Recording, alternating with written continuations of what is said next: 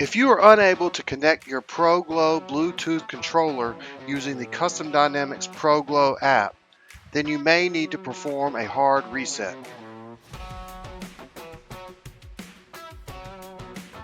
To reset the Bluetooth controller, make sure the controller is powered on and the white LED on the kill switch is illuminated.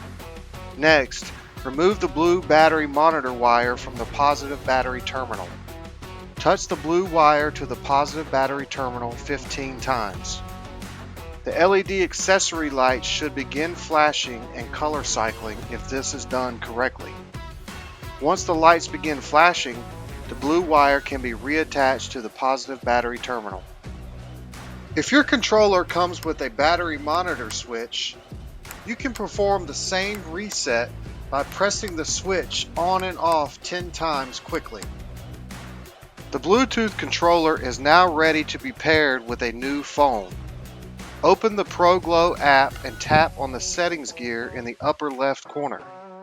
Select Choose a Device, select the ProGLOW option, and then tap Scan in the upper right corner. The controller should immediately appear in the controller list.